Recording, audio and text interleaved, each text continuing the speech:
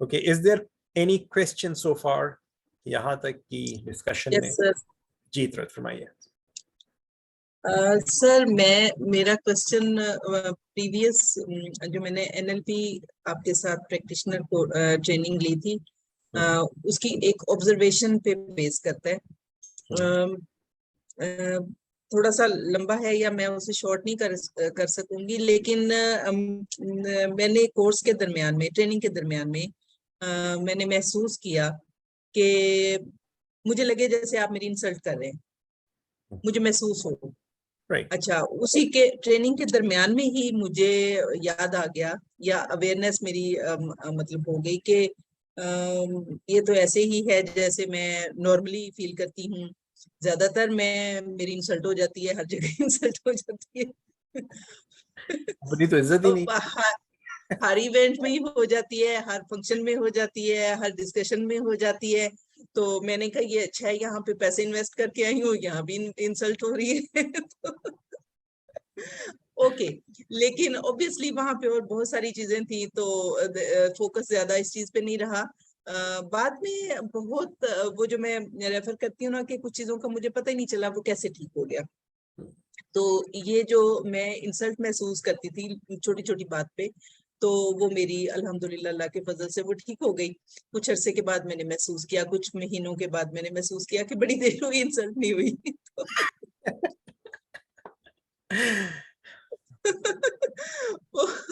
Anyways, अब जो मेरा क्वेश्चन है, एज ए टीचर मैं समझती हूँ कि सामने जो क्लास बैठी होती है, जो स्टूडेंट्स बैठे होते हैं, ऑब्जर्वेशन में ये चीज आ जाती है कि किसकी क्या शॉर्ट कमिंग है या किसकी क्या प्रॉब्लम्स हैं टू सम एक्सटेंट। अच्छा, वहां तक भी मेरी अंडरस्टैंडिंग ठीक है, मेरी अकल जो है ना वो कबूल कर रही है इस बात को कि आपको पता चल गया होगा कि ये बंदी जो है ना ये बड़ी जल्दी इसकी इंसल्ट हो जाती है। लेकिन जो मुझे अभी तक समझ नहीं आ रही बात, कॉम्प्रीहेंड नहीं मैं कर पा रही कि how do you cure without doing any separate session with the person. तो आप तो सारी क्लास को एड्रेस कर रहे होते थे, वट एवर आप हमें जो भी करा रहे होते थे क्लास में, लेक्चर दे रहे होते थे, तो वो तो पूरी क्लास को हो रहा होता था। 15 20 25 लोग थे हम। तो उसमें यानी मैं तो सिर्फ अपने बारे में जानती हूँ, I don't know about other students. तो वो कैसे वो क्योर हो जाता है किसी एक का सेपरेट अपना इशू, और वो पर्टिकुलर प्रॉब्लम जो किसी के अंदर होती है वो क्यों उसको महसूस होता है ऐसे ही, जैसे कि आपने अपने लेक्चर्स में भी कहते हैं कि यू मे फील अनकंफर्टेबल। तो मुझे ये लगता है कि अनकंफर्टेबल सिर्फ हम वहीं पे होते हैं जो हमारा प्रॉब्लम होता है आपकी बात से। ओके, सो सवाल आपका हो गया complete?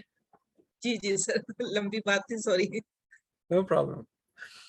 So thank you for sharing that. And देखो, एक चीज जैसे मैंने अपनी ट्रेनिंग के अंदर शुरू में भी कहता हूँ, and I just say that since you have mentioned it, it's like I may say something during the programme, I may share a story, I may say something that may make you feel like जो अभी बात इतरत ने कही, I'm being insulted, you know.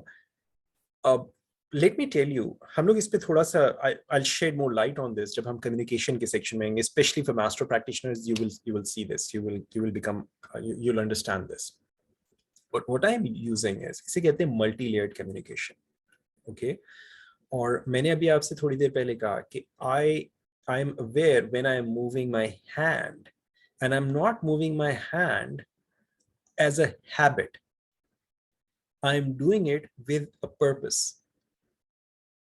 Okay, so इसी तरह it's not just my hand, I'm using my head, and I'm not using my head as a habit, I'm using it with a purpose.